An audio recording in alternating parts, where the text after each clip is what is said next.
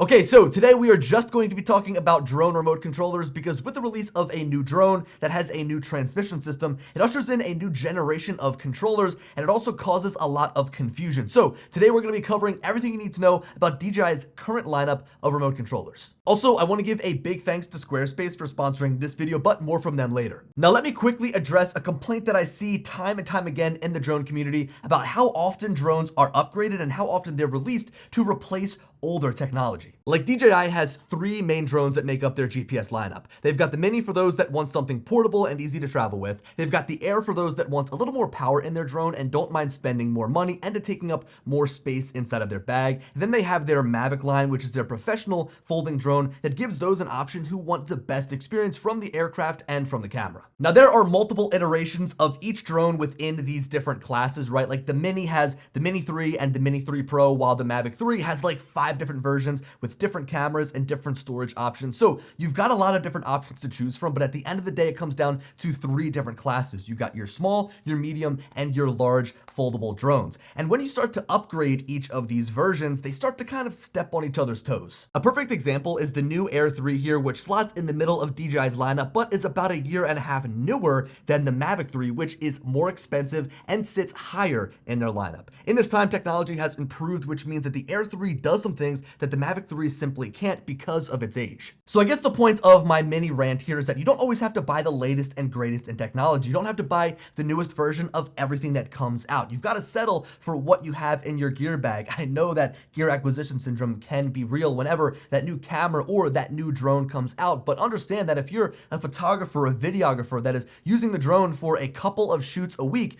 you could probably still get by with that Mavic 2 Pro that's in your bag because that drone is great in its own right. Now, personally, because I've got a channel that covers the latest and greatest in drone technology, and because I personally do a lot of aerial photography and videography, it makes sense to upgrade and get that newest drone every year. But again, a drone is not something that needs to be upgraded every time the new one comes out. I mean, what fun would it be if they only came out with a new drone every 3 years? That would be a huge stagnation in the drone industry and in technology progressing. Now, relating that to the topic at hand here, I know that these new controllers with this new drone might make some people upset because they're going to have to buy a new controller, but I love what it represents. It represents a step forward in technology and this new transmission system. So to catch everyone up to speed, our previous lineup of drones consisted of the Mini 3, the Air 2S, and the Mavic 3. DJI adopted a universal remote controller philosophy, if you will, and allowed us to use any of the remote options with any of these 3 drones. We had the RCN1, which uses your phone as a screen. We have the DJI RC, which has a built-in screen, and then we have the DJI RC Pro, which took everything great about that smaller RC and amplified it. It has a brighter screen, more ports, the build quality is top notch. This right here is the remote that I was using every time that I flew any of these drones on the table. Basically what DJI was giving us is 3 options on the drone side and 3 options on the remote controller side to customize the experience that we wanted. It's really cool to be able to mix and match these controllers based on what you need, and especially if you own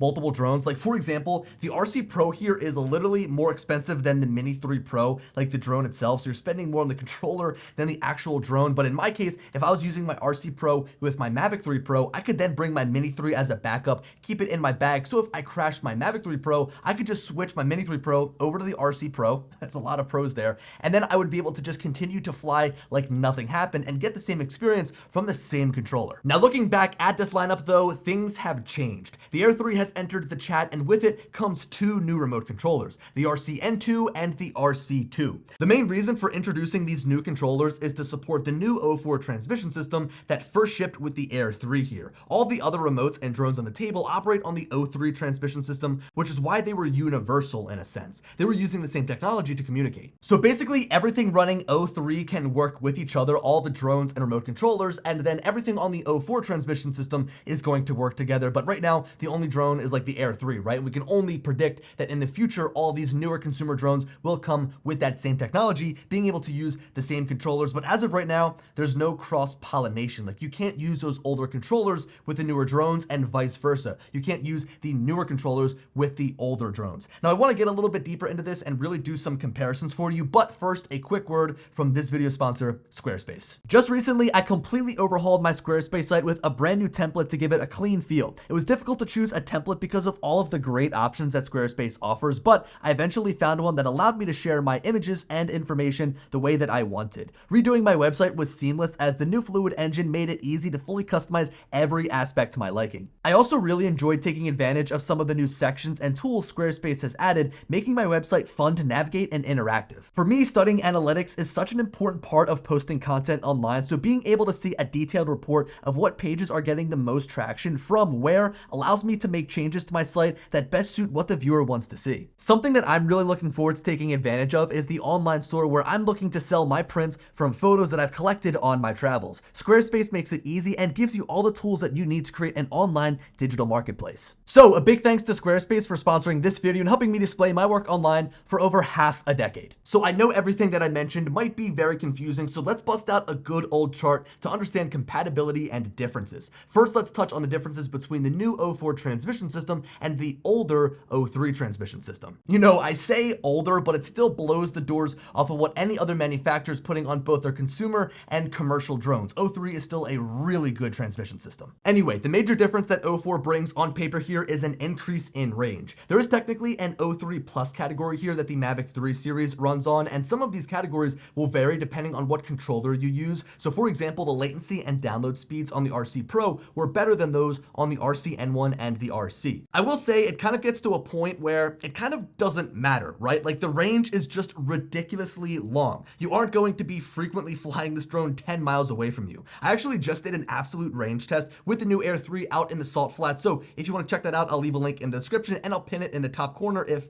I remember, and spoiler alert, the results are pretty nuts. Now for everyday flying though, I do have to say that the O4 transmission system is more robust at handling interference in urban environments, giving you a better connection than O3 did at closer distances. That's a change that you can really only experience for yourself when flying. It's not a statistic that can be measured on paper. Now, as if I probably haven't already fried your brains enough talking about O4 and O3, I quickly want to show you another chart that goes over compatibility between drones and remote controllers. This should be pretty straightforward, as all of the drones and remotes running O3 will work together. And then eventually, when we get more drones running O4 in the future, they'll be compatible with these new remotes using the new transmission system. I also need to mention the posting of this video, which is July 30th, 2023. DJI loves to make changes to their plans, so while right now there's no talks of making these remotes cross-compatible between O3 and O4, I could see them pulling a fast one in the future. Like they initially said there was no plans to support the Mini 3 Pro being compatible with the RC Pro, and what do you know, they made them compatible a few months after launch. Okay, so putting everything else aside, we've got these two new controllers, the RCN2 and the RC2,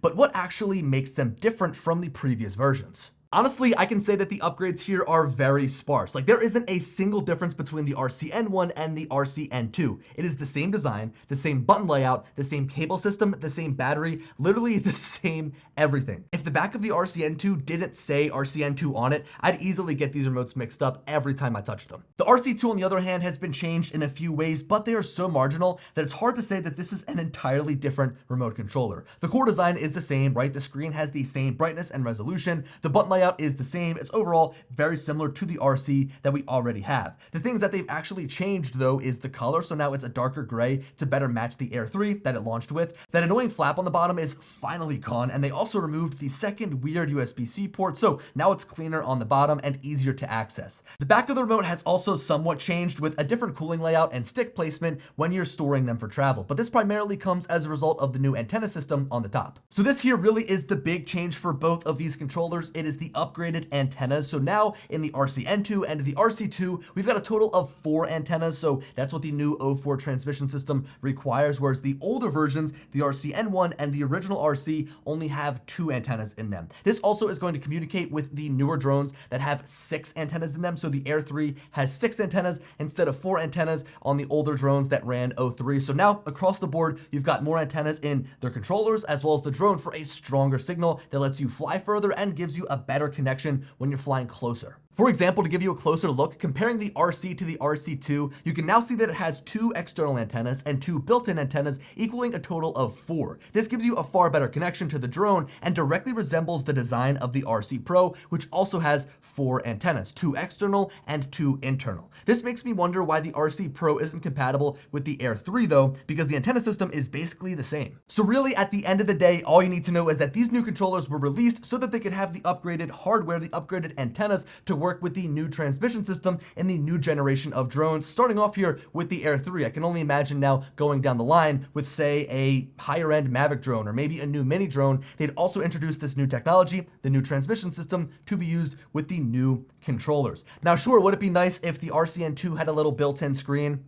Yeah, that'd be great. Would it be nice if the RC2 had a brighter screen with a higher resolution? Sure, that would probably be nice too. But you've got to understand that there's options for a reason. Some people don't want that built-in screen. Some people want a stock controller that's less expensive that they can beat up and throw inside of their bag. If you wanted a built-in screen, go with the RC2, and if you wanted a premium option, you could go with the RC Pro, I guess. But there lies the issue. There really is no premium option to use with 04 now, right? Like if I want to fly my Air 3, I can't use my RC Pro, which is still better than the RC2 because it's not compatible. So we'll see. Will they make RC Pro compatible with these newer drones, with drones that run 04? Maybe, but I could also see them coming out with an RC Pro 2, which sure, that would be cool, but in that regard, if I'm spending that much money on a remote, I'd probably want an upgrade. I wouldn't want just new antennas. I'd want a brighter screen. I'd want, more ports on the controller. I'd want a bigger battery, right? I mean, the build quality is already great, so really, if they could just make the RC Pro compatible with these newer drones, with drones that run 04, that would be, in my opinion,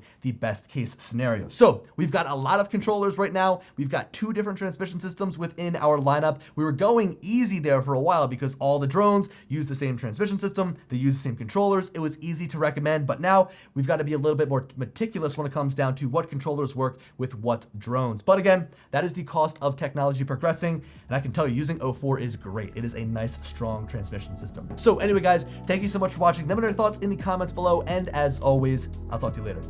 Peace.